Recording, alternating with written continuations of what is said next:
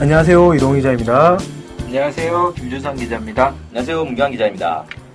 네, 지난 시간에도 뭐 얘기가 많이 나왔지만 SLBM이 또 상당히 이슈 아니겠습니까? 또 북에서 24일 날 새벽에 SLBM을 발사를 했고 다음날 성공 중에 성공, 승리 중에 승리다 이렇게 얘기를 하고 했었는데요. 이와 관련해가지고 여러 가지 의미가 있을 것 같은데 이것 관련해서 좀 주목해야 될 부분이 어떤 것인지 이런 것들을 좀 얘기를 해봤으면 좋겠거든요. 네. 일단 SLBM을 쏘고 나서 곧바로 나왔던 얘기가 야, 이 사드 배치 물 건너가는 거 아니냐 이런 얘기들이 나왔습니다. 네. 물론 이제 양쪽 주장이 있어요. 하나는 그래서 사드를 빨리 도입해야 된다. 뭐 이렇게 주장하는 데도 있고. 그게 국방부 주장이죠. 네. 근데 SLBM은 사드로 막을 수가 없다. 그래서 사드는 이제 무용지물이다 이런 주장들이 있습니다. 네. 그래서 이 부분이 좀 이제 쟁점이 될 수 있는데 일단 이번에 이제 발사한 사드는 고각 발사를 했단 말이에요. 그래서 한국 SLBM이? 아 그렇죠. 사드가 네. 아니죠. SLBM은 고각 발사했죠.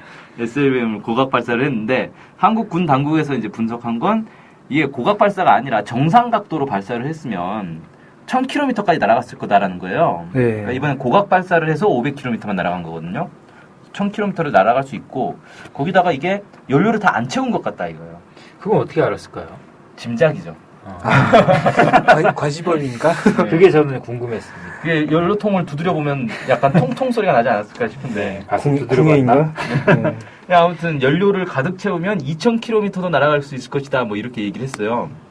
근데 아마 이 SLBM 자체가 크기나 이런 재원들을 봤을 때 2000km 정도 날아가는 미사일인데 이거 500km밖에 안 날아갔고 고각 발사가 아니어도 1000km까지밖에 안 날아가는 비행을 했단 말이에요. 그러니까 아마 연료를 안 채웠나 보다. 이렇게 이제 판단한 게 아닌가. 뭐 추정입니다. 길이나 이런 걸 보면은 연료가 얼마만큼 들어간다 이게 계산이 되는데 그럼에도 불구하고 한 1000km밖에 절반밖에 안 날아간 것 같으니까 이렇게 추정한 거 아니냐 이런 거죠. 그렇죠. 네. 그렇게 추정했을 거라고 추정합니다. 네. 네. 그거에는 고체 연료라고 해서 상당히 많이 관심도 끌더라고요. 예, 고체 연료를 썼다. 뭐 이제 사실 미사일은 고체 연료를 써야 돼요. 액체 연료는 이 주입하는 데 시간이 걸려서 기동성이 좀 떨어집니다. 미사일로서는 의미가 없지 않나 싶은데요. 네. 갑자기 단어가 생각이 안 나네요. 액체 연료? 액체 연료 말고요. 한국에서 하는 킬체인. 킬체인이 액체 연료를 가정해 놓고 이제 북한이 이렇게 쏠 것 같다 하면 우리도 준비한다 이게 킬체인 메커니즘이잖아요. 네. 네. 그래서 완전히 이번에 고체 연료라서 처음부터 다시 짜야 된다고 전문가들이 그러더라고요. 근데 액체 연료를 쓴다 하더라도 그건 사실 좀 말이 안 되는 게 액체 연료 주입하는 걸 보여주냐 이거예요. 안 보여주지. 어떤 바보가 그걸 보여줍니까? 터널 안에서 액체 연료 주입한 다음에 트럭으로 끌고 나와가지고 쏘면 끝인데 그걸 뭘 액체 연료를 주입하는 걸 보고 그제서야 뭐 반격을 한다. 이건 좀 말이 안 되는 것 같고요. 액체 연료 주입할 때 한낮에 하지 않을 거 아닙니까? 기본적으로. 밤에 할 수도 있는. 원래부터 말이 안 되는 전략이었는데 이제 그 말 안 되는 것도 더 말이 안 되는 거죠. 네, 아무튼 이번 발사에 대해서는 대체로 다 성공이다. 미사일은 제대로 작동하는 것이다. 뭐 이렇게 좀 평가를 하고 있고요. 이 SLBM은 현재 미국, 영국, 러시아, 프랑스, 중국, 인도만 보유하고 있는 첨단 전략 무기입니다. 인도도 있어요? 네, 인도도 있어요. 그렇군요. 원래 인도가 이제 러시아에서 빌려다 쓴 거 아니었어요? 빌려다 썼는데 직접 개발도 했습니다. 그래서 이제 빌려다 쓰면서 살짝 봤군요. 그래서 리버스 엔지니어링인가요? 네. 그래서 이제 이런 나라들만 가지고 있는 첨단 전력 무기고 이게 잠수함이다 보니까 물 속에 있으면 이걸 추적을 할 수가 없어요. 물 속에서는 레이더가 안 통하잖아요. 네. 그냥 이제 음파 탐지기를 통해서 잠수함을 추적을 해야 되는데 음파 탐지기는 또 거리에 한계가 있단 말이에요. 레이더처럼 아주 멀리 사드 레이더처럼 막 2000km까지 뭐 바라보고 이런 게 안 되는 거죠. 그래서 사실 바다 한가운데로 들어가 버리면 잠수함은 거의 찾을 수가 없습니다. 그러니까 언제 어디서 발사할지 알 수가 없는 거예요. 그래서 현존하는 최고의 반격 무기다. 뭐 이렇게 이제 봅니다.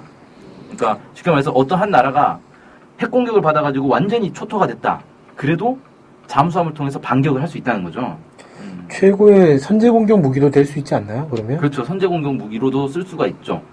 어디서 쏘는지도 모르는데 갑자기 뿅 하고 날라오면 뭐야 이렇게 될 수도 있을 것 같은데요. 하지만 선제 공격으로는 아마 군사 전략상으로는 안 쓰는 게 맞습니다. 아. 왜냐하면 남겨놔야 되거든요. 반격할 수 있는 무기를 남겨놔야 되기 때문에 선제 공격은 그냥 지상에서 쏘고 지상에서도 사실 몰래 쏠 수는 있잖아요. 먼저 쏘는 사람이 이기는 거죠. 네. 그러니까 아까 말씀드린 것처럼 터널 속에다가 미사일 숨겨놓고 연료 주입한 다음에 터널 밖에 나와서 바로 쏴버리면 그게 실제 그 차량 이동식 미사일 같은 경우는 발사하는데 1분도 안 걸리거든요. 네. 터널 밖으로 나와가지고 1분 안에 쏴버릴 수 있단 말이에요. 그럼 선제공격 할 수 있는 거죠. 근데 이런 것들은 이제 핵 공격을 당했을 때 완전히 다 초토화가 될 수 있는데 잠수함은 그런 가능성이 없기 때문에 안심하고 반격할 수 있는 최후의 수단으로 마지막 네. 카드 이렇게 이제 남겨놓는 게 잠수함인 거죠. 네. 자, 어쨌든 이번 이제 SLBM 북한의 SLBM이 성공을 하는 바람에 사드 같은 경우 이제 문제가 심각해진 게 원래 사드 레이더는 고정식이라는 거예요. 그러니까 자기가 원하는 방향을 이렇게 쭉 돌아볼 수 있는 게 아니라 한번 딱 배치를 해놓으면 계속 고정으로 한 곳만 보게 되는데 그 범위가 120도라고 합니다. 네. 120도면 그렇게 작은 범위는 아닌데 어쨌든 전체 이제 360도 중에서는 3분의 1인 거잖아요. 네. 240도가 남네요. 네, 240도. 그래서 사드를 제대로 하려면 이제 포대를 3개를 배치를 해야죠. 그래야 360도가 다 커버야 되겠죠. 그럼 우리나라 어떻게 살아요? 네, 아무튼 근데 사드를 가져오는 이유가 북한의 미사일 때문에 가져오는 거니까 당연히 북쪽을 향하고 있을 거 아닙니까 레이더가. 네. 북한을 명분으로 해서 가져왔는데 사실은 서쪽을 향하고 있다. 그래서 중국만 보고 있다. 이러면 이제 안 되겠죠. 그래서 북쪽을 향하고 있을 건데 북한에서 잠수함 타고 남쪽으로 내려와서 쏴버리면 대책이 없다는 거예요. 사드 레이더에 걸리지 않는다는 거죠. 그래서 이거 사드의 문제가 심각하다. 뭐 이런 게 이제 좀 지적이 되고 있습니다. 네. 그래서 일부에서는 핵잠수함을 개발해야 된다. 또뭐 들여와야 된다. 뭐 이런 얘기를 하더라고요. 네. 근데 전 그게 도대체 무슨 논리인지 알 수가 없어요. 저도 이상하더라고요. 아니 핵잠수함으로 다 막을 수가 있나? 그것도 말도 안 되는 것 같은데. 핵잠수함 가져와서 어디다 쓴다는 건지 알 수가 없죠. 네. 이게 아무튼 우리도 있다 뭐 보여주고. 좀 이상하더라고요. 네. 자, 아무튼 이 북한의 SLBM 개발 속도가 사실 상당히 빠른 상황입니다. 왜 그러냐면 작년에 이제 첫 시험 발사를 했잖아요. 네. 그때 군 당국에서 얘기한 게 실전 배치에는 최소 5, 6년 걸린다고 분석을 했어요. 그다음에 올해 4월 달에 또 시험 발사했을 때는 30km 났죠. 예, 3, 4년 걸릴 거다 실전 배치에 이렇게 얘기했어요. 그러니까 1년이 지났으니까 최소 5, 6년 걸린다라고 주장했던 게 1년 줄어들어서 4, 5년이라고 해야 되는데 3, 4년 걸린다고 했어요. 그러니까 2년이 줄었네요. 네, 1년이 지나면서 이제 좀 고평가를 해준 거죠. 좀 1년 정도 더 단축이 됐네. 근데 그러고 나서 몇 달 지나서 지금 이제 몇 달 안 지났잖아요. 한 4개월밖에 안 지났는데 네. 이번에 딱 쏘고 나니까 미국 전문가들 하는 얘기가 2년 안에 실전 배치 가능하다 이렇게 얘기를 하고 있어요. 근데 일각에서는 연말에 그러니까 올해 안에 실전 배치 가능하다라는 주장도 하고 있습니다. 뭐 대표적으로 문근식 국방과학연구소 전문위원이 그런 이제 얘기를 하고 있습니다. 연내에 실전 배치 가능하다. 왜냐하면 실전 배치에 필요한 모든 단계를 다 거쳤다는 거예요. 끝났다는 거죠. 그러니까 이제부터는 생산해서 배치만 하면 끝이라는 거죠. 그렇게 얘기를 하고 있습니다. 어쨌든 북한에서 어떻게 평가하고 있냐면 지난해 5월 전략잠수함 탄두탄의 수중 사출 시험을 성공시키고 불과 1년도 못 되는 기간에 비행 시험 단계에 진입하는 빠른 개발 속도를 과시한 데 이어 오늘 또다시 보다 높은 단계의 탄두탄 수중 시험 발사에서 성공했다. 이렇게 이제 평가를 하고 있습니다.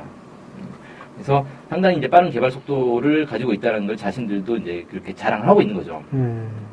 그렇게 이제 작년 5월 달에 처음 시험을 했고 4월 달에 또 실험을 했고 이번에 완전히 다 성공을 해버렸어요. 그래서 콜드런칭의 안정성 이와 관련해서는 또 이런 분석도 하더라고요. SLBM으로 유튜브에서 검색하면 각국의 SLBM 발사 장면들 볼 수 있거든요. 네. 근데 보통 이게 물 밖으로는 가스 분출로 이렇게 올라와요. 그래서 물 밖에 나와서 점화를 해서 날아가는데 보통 이게 물 밖으로 탕 튕겨 올라온 다음에 약간 멈칫하다가 이 점화돼서 쭉 올라가는 방식이에요. 근데 이번 북한에서 발사한 거는 그런 멈칫하는 이 구간이 없어요. 올라오면서 자연스럽게 그냥 바로 날아 올라가 버리거든요. 매우 안정적이네요. 네, 그러니까 점화 타이밍을 아주 잘 잡았다 이거죠. 그래서 점화 타이밍 기술이 오히려 다른 SLBM보다 낫지 않냐 이렇게 분석하는 분들도 있더라고요. 근데 이건 뭐 이 유튜브에 올라온 동영상만 가지고 평가하기에는 좀 정확한 건 아닌 것 같고 어쨌든 이거랑 그다음에 로켓 단분리 이번에 쏜 게 2단 로켓이거든요. 네. 단분리도 성공했고 그다음에 대기권 재진입도 성공했고 그다음에 명중 정확성도 테스트를 했다. 이렇게 이제 북한은 공개를 하고 있습니다. 네. 북한이 사진 보니까 진짜 좋아하더라고요. 네. 완전 성공했다. 뭐 이런 거죠. 그 다음에 이제 또 논란이 됐던 것 중에 하나가 그리드핀이라는 게 있습니다. 이 그리드핀이 지난 6월 달에 화성 10호, 그러니까 한국에서는 무수단 미사일이라고 부르는데 거기에도 부착이 돼 있었거든요. 네. 그때 이제 한번 좀 논란이 됐었어요. 그 뭐냐면 와플 같이 생긴 거. 예. 네. 파리치같이 생겼다. 파리치아. 라고 주장하는 사람도 있고. 네. 이 그물망이라고. 예, 그렇죠. 그물망 같은 거죠. 이 그리드핀이 과거에 구소련에서 사용하던 낡은 기술이라는 거예요. 그걸 이제 북한이 자신들이 기술이 부족하니까 이 로켓의 안정성이 떨어지니까 부랴부랴 낡은 기술을 동원해서 그걸 이제 맞췄다. 뭐 이런 식으로 이제 얘기를 하고 있단 말이죠. 그런데 애초에 이 그리드핀이 개발이 된 과정을 보면요. 뭐냐면은 미사일에 이제 꼬리날개가 있잖아요. 네. 꼬리날개가 있는 미사일도 있고 없는 미사일도 있죠. 네. 예. 근데 있는 미사일 같은 경우는 이제 대기권 안에서 날아가는 동안에 비행 안정성을 위해서 달아놓은 건데 이 날개가 사실은 좀 거추장스러워요. 발사대에 세웠을 때 날개가 걸리적거리잖아요. 그 다음에 이걸 보관하거나 아니면 발사관에다가 이렇게 좁은 발사관 안에 집어넣을 때 날개가 계속 걸리적거린단 말이에요. 네. 그래서 이 날개를 어떻게 접을 거냐 이것도 상당히 이제 관건인데 접는 방식도 있긴 있는데 별로 이렇게 널리 사용되지는 않고 보통은 날개를 아예 없애죠. 날개 없이도 안정적으로 날아갈 수 있게 이제 설계를 잘하는 방식을 쓴단 말이에요. 그런데 날개를 접을 수 있는 날개로 개발한 게 바로 이 그리드핀이라는 거예요. 그래서 그리드핀은 동체에 이렇게 바짝 붙여놨다가 발사하고 나서 이걸 딱 펼쳐가지고 안정성을 맞추는 그런 방식으로 이제 씁니다. 그래서 좁은 발사관 안에 넣어서 발사할 때 유용하다 이런 건데 이게 옛날에 개발된 기술이긴 한데 사실 상당히 유용한 기술이고 오늘날까지도 쓰입니다. 그리고 구소련, 그러니까 러시아에서만 쓰는 게 아니라 미국에서도 쓰고 있어요. 그러니까 미국의 스페이스 X라는 업체가 있습니다. 네. 이건 상업용 우주 수송 업체예요. 우주 수송 업체면 어디다 쓰는 거죠? 우주 택배. 아, 우주 택배, 우주 정거장으로? 예, 우주 우주 정거장에 정거장으로? 택배 나르는. 네. 그래서 거기서 이제 홈쇼핑 하면 우주 정거장.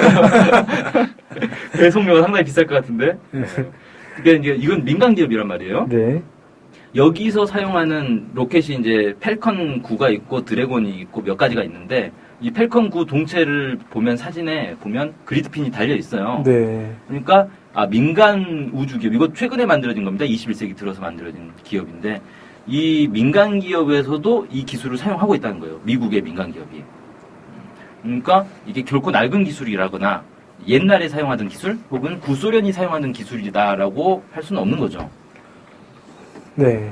그래서 북한이 이번에 이제 그리드핀을 달았는데 그래가지고 뭐 낡은 기술로 쏜다 이렇게 한 것도 사실 북한에 대한 어떤 폄하, 북한 기술은 무조건 낡았다 이렇게 이제 폄하하는 거 아니냐 이런 분석들도 있습니다. 네. 그 다음에 이제 논란이 되고 있는 게 핵잠수함 문제거든요. 왜 그러냐면 북한이 지금 이제 SLBM을 쏘고 있는 잠수함이 디젤 잠수함인데 디젤 잠수함은 추적을 할 수 있다 이거예요. 그래서 걱정하지 말아라. 북한의 잠수함은 우리가 추적할 수 있다 이렇게 얘기를 하고 있는데 디젤 잠수함을 왜 추적할 수 있냐? 시끄러우니까. 디젤 차 생각했군요. 네, 휘발유 차보다 좀 시끄럽잖아요. 네. 그래서 잠수함은 이제 음파로 탐지를 하는데 디젤 잠수함은 소음이 크기 때문에 충분히 포착을 할 수 있다 이렇게 얘기를 하는 거예요. 근데 이게 흔히 사람들이 진짜 디젤 차를 생각하니까 시끄럽다고 생각하는데 이게 잘못된 생각입니다. 디젤 잠수함의 모터는 전기 모터예요.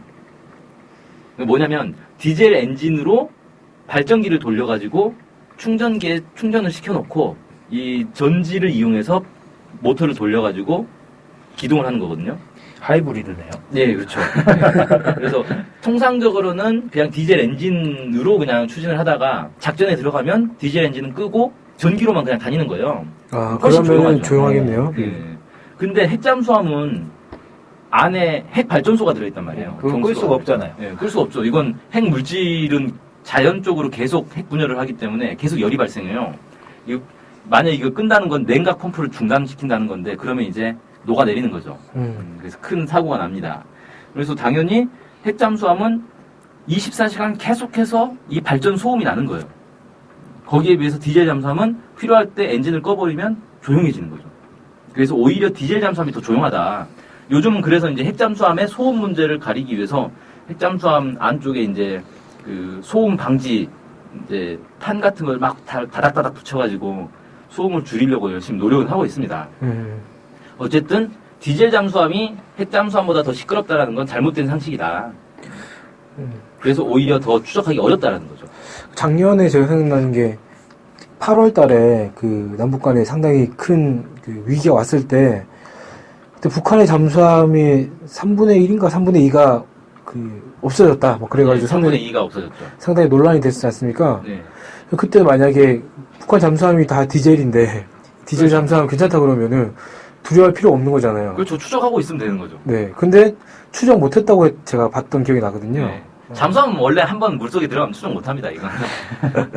그래서 그런 측면에서 봤을 때도 그냥 디젤 잠수함이라고 해가지고 추적할 수 있는 것처럼 얘기하는 거는 좀 말이 안 된다 싶네요. 예, 그렇죠. 네. 근데 디젤 잠수함은 뭐냐 멀리 갈 수가 없잖아요. 그렇죠. 예, 연료가 한정돼 있고 또 뭐 산소도 필요하고.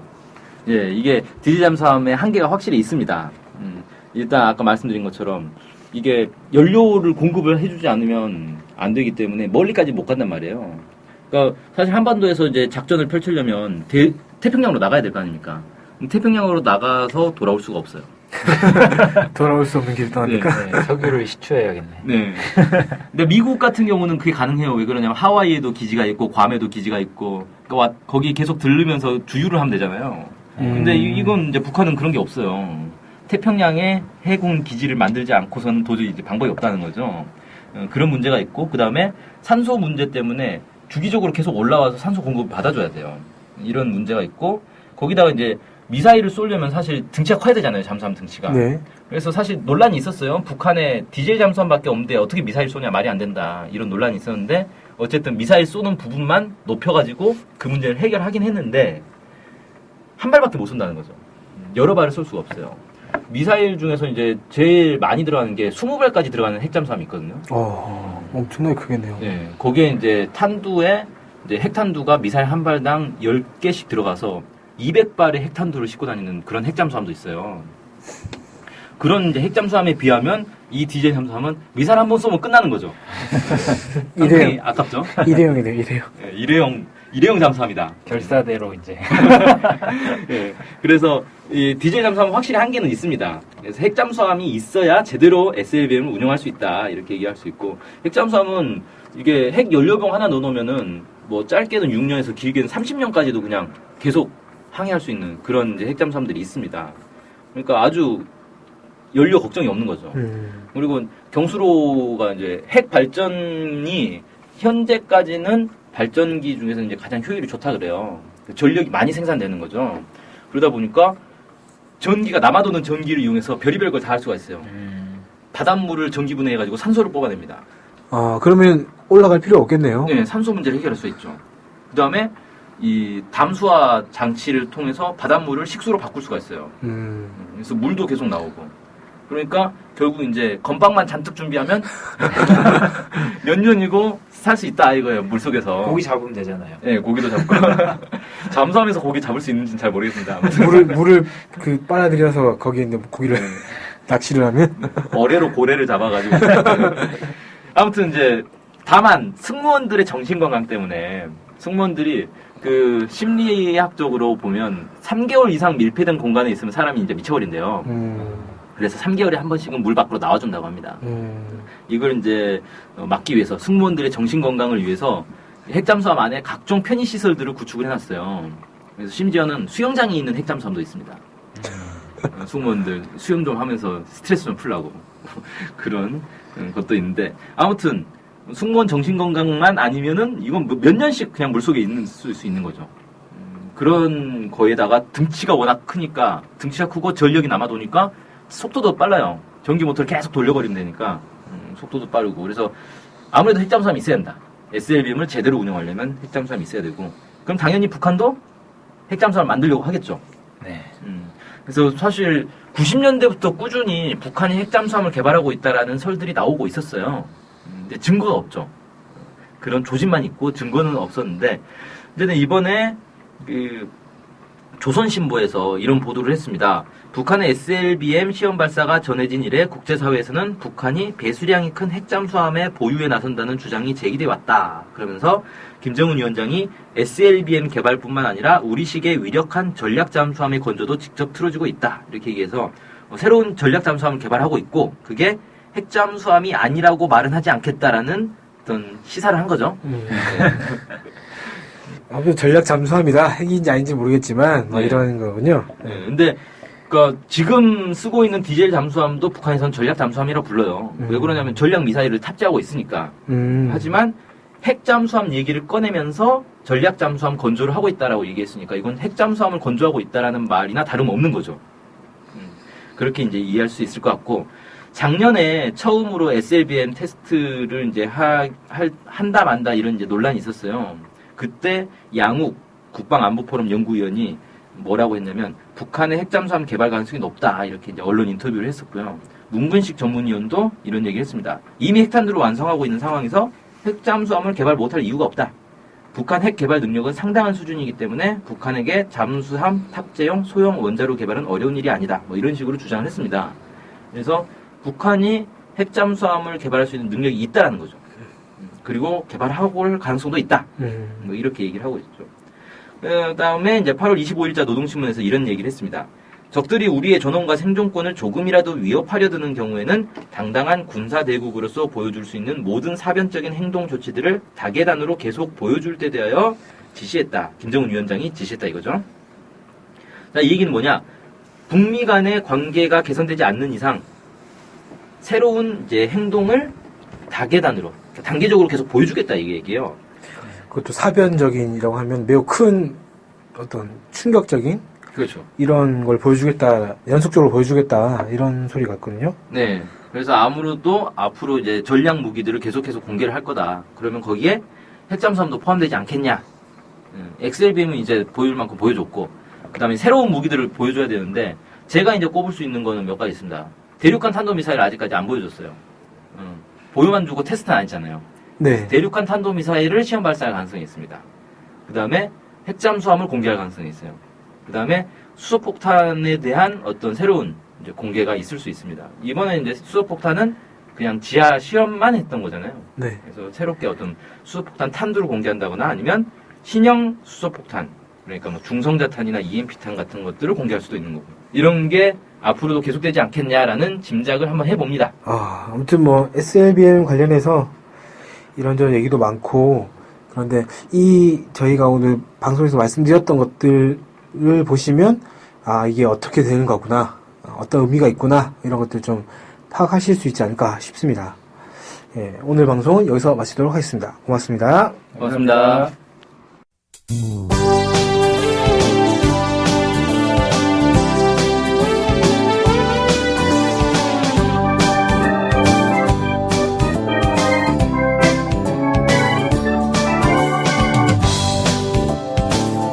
우리 NK투데이가 협동조합인 것 알고 계시죠? 네, 언론 협동조합 NK투데이죠. 네. 근데 왜 협동조합이에요? 협동조합은 지분과 상관없이 조합원 모두가 동일한 권리를 갖는 민주적인 조직 형태거든요. 그래서 요즘 뜻있는 언론사들이 협동조합으로 바꾼 추세입니다. 네, 진짜 멋있어요. 약간. 그러면은 조합원이 되면 어떤 혜택이 있을까요? 일단 언론협동조합 NK투데이의 한 가족이 되는 특권을 누릴 수가 있습니다. 특권이요? 네. 네. 그리고 각종 행사나 강연, 도서 판매 등에서 할인 혜택을 받을 수 있습니다. 네. 그럼 조합원에 가입하려면 어떻게 해야 돼요? 저희 홈페이지에 조합원 가입 안내가 자세히 나와 있으니까 한번 보시고요. 전화나 이메일로 연락 주시면 친절히 안내해드리겠습니다. 물론 조합원에 가입하시려면 출자금과 월 조합비를 준비하셔야 합니다. 그렇군요. 어쨌든 북한 소식을 정확히 보도해서 통일을 앞당기는 언론협동조합 NK투데이의 조합원이 꼭 되어주세요. 그리고 조합원 가입이 부담되시면 유료 구독자로 가입하셔도 좋습니다. 혜택은 똑같습니다. 자세한 내용은 nktoday.kr로 들어오셔서 확인하십시오.